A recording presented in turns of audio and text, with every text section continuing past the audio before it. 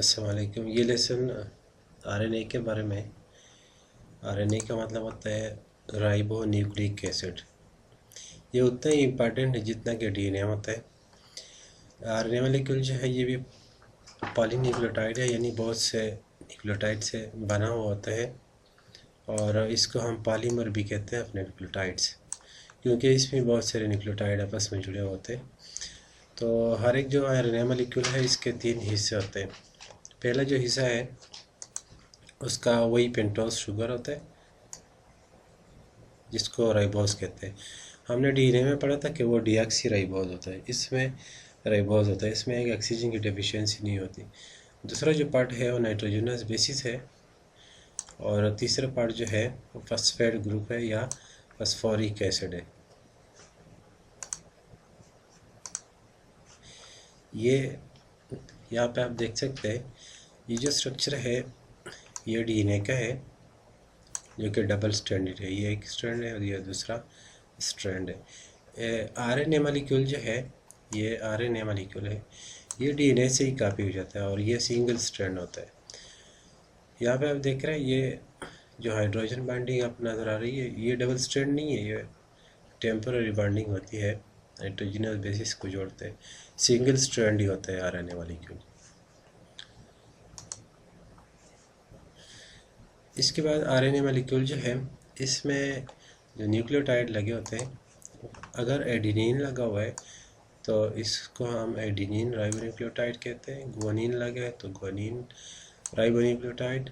Cytosine लगा है तो साइटोसिन। और थायमिन की जगह ये चीज़ इम्पॉर्टेंट है, यहाँ पे यूरेसिल लगा होता है।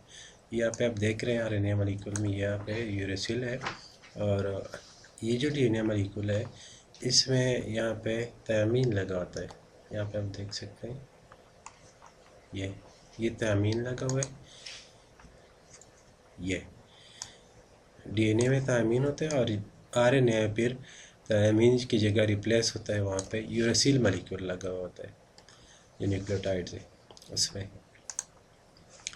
इसके बाद इसमें जो अरेंजमेंट होती है न्यूक्लियोटाइड की it is the same as in DNA, उसी तरह अरेंजमेंट होती है। तो सिर्फ फ़र्क यह है कि ये वाला मॉलिक्यूल जो है आरएनए का ये सिंगल स्ट्रैंड होता है ये, और डीएनए का मॉलिक्यूल जो है वो डबल स्ट्रैंड होता है। बाकी सीक्वेंस ऑफ नाइट्रोजनस बेसिस जैसे उसमें लगे होते हैं वैसे ही इसमें भी लगे होते हैं, यानी पेंटोस शुगर और फॉस्फोरिक एसिड और उसके साथ नाइट्रोजनस बेसिस। फिर इसके बाद टाइप्स है, ये इम्पॉर्टेंट है। आरएनए की टाइप्स है, 3 टाइप्स होती है आरएनए की। पहली जो किस्म है उसको हम कहते हैं मैसेंजर आरएनए। इसको मैसेंजर आरएनए इसलिए कहते हैं कि एक ख़ास मैसेज कोड करता है, डीएनए से कॉपी हो जाता है। It takes a specific message from DNA और राइबोसोम की तरफ आता है। ये मैसेज जो है फॉर एग्जांपल यहाँ पे आप देख रहे हैं ये मैसेंजर आरएनए है, ये डीएनए से कॉपी हो रहा है और इसके ऊपर ये फॉर एग्जांपल GUA है, ये 3 जेनेटिक कोड ये इसको कहते हैं, 3 नाइट्रोजनस बेसिस है UGC और AAG। ये फॉर एग्जांपल ये वाला है, ये इस वेलिन के लिए कोड लाता है, ये वेलिन अमीनो एसिड या अमीनो एसिड के केस में। दूसरी जो है ये दूसरा UGA ये सिस्टीन के लिए, ये लाइसिन के लिए, सेरीन के लिए और ल्यूसिन। तो इस तरह बहुत सारे अमीनो एसिड या अमीनो एसिड के लिए हर एक कोड होता है जो कि 3 नाइट्रोजनस बेसिस पे मुश्तमिल होता है। तो ये मैसेज लाता है, डीएनए से कॉपी करता है, इस वजह से हम इसको मैसेंजर आरएनए कहते हैं। दूसरी जो टाइप है उसको कहते हैं ट्रांसफ़र आरएनए या tRNA भी कहते हैं इसको।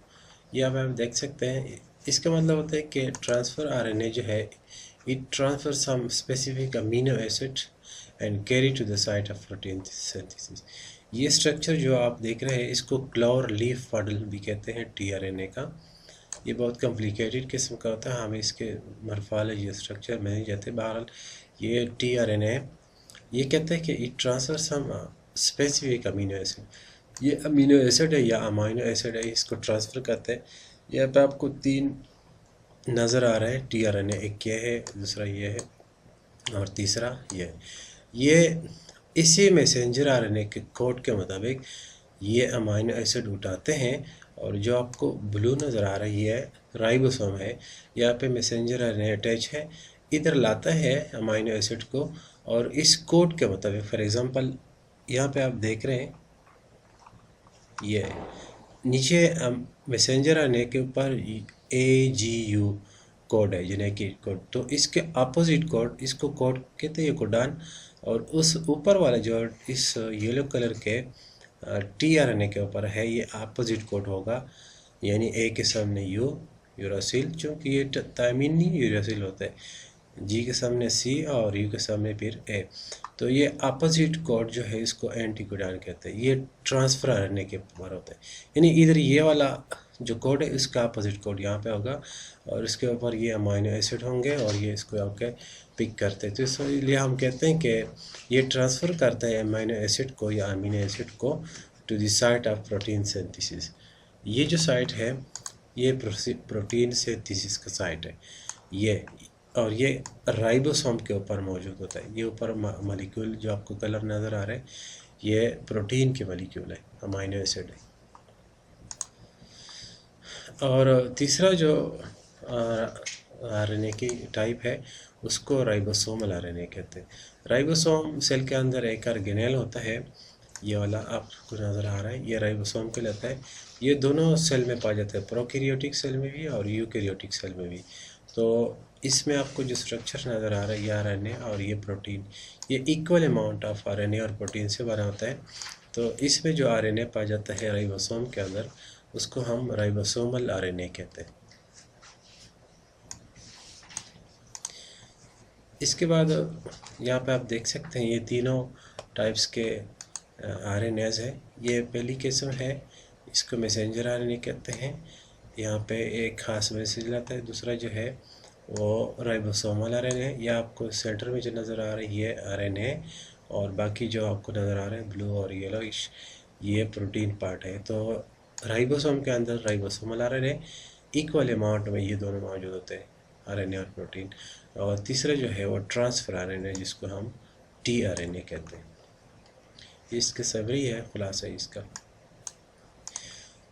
इसके बाद दूसरा जो है वो है कंजुगेटेड मॉलिक्यूल। मॉलिक्यूल जो है वो 3 टाइप्स के होते हैं। एक होता है micro molecule, for example CO2 है या H2O है, ये छोटे मॉलिक्यूल होते हैं। इसके बाद होते हैं मैक्रो मॉलिक्यूल। मैक्रो का मतलब होता है लार्ज, मैक्रो मॉलिक्यूल्स बड़े मॉलिक्यूल जैसे फैट्स है, प्रोटीन है, कार्बोहाइड्रेट्स है, इनको मैक्रो मॉलिक्यूल कहते हैं। जबकि कभी कभी इस तरह होता है कि ये मैक्रो मॉलिक्यूल आपस में मिल जाते हैं और इससे भी बड़ा मॉलिक्यूल बन जाता है, तो उसको हम कंजुगेटेड मॉलिक्यूल कहते हैं। फॉर एग्जांपल कार्बोहाइड्रेट और प्रोटीन आपस में मिल गए, उससे एक मॉलिक्यूल बन गया, या कार्बोहाइड्रेट खुद मैक्रो मॉलिक्यूल है और प्रोटीन भी मैक्रो मॉलिक्यूल है, इससे स्टिल जो लार्जर मॉलिक्यूल बन जाता है उसको कंजुगेटेड मॉलिक्यूल। ये चूँकि कार्बोहाइड्रेट और प्रोटीन से बन रहा है तो इसको हम ग्लूकोज से निकला हुआ है, तो इसको हम ग्लाइको प्रोटीन कहते हैं। इस तरह न्यूक्लियो प्रोटीन जो है ये न्यूक्लिक एसिड और प्रोटीन से बना होता है, तो इस वजह से हम इसको न्यूक्लियो प्रोटीन कहते हैं। ये भी कंजुगेटेड मॉलिक्यूल है। तीसरी जो किस्म है वो है ग्लाइकोलिपिड्स, यानी ग्लूकोज और लिपिड से बनता है। और इसी तरह लिपोप्रोटीन जो है वो लिपिड्स और प्रोटीन से बना होता है। तो ऐसे मॉलिक्यूल जो 2 मैक्रो मॉलिक्यूल से बनते हैं उसको हम कंजुगेटेड मॉलिक्यूल कहते हैं। अब पहली जो किस्म है लिपोप्रोटीन, जैसे इसके नाम से जाहिर है ये लिपिड्स और प्रोटीन से बना होता है। ये लिपिड पार्ट और दूसरा इस पर प्रोटीन पार्ट।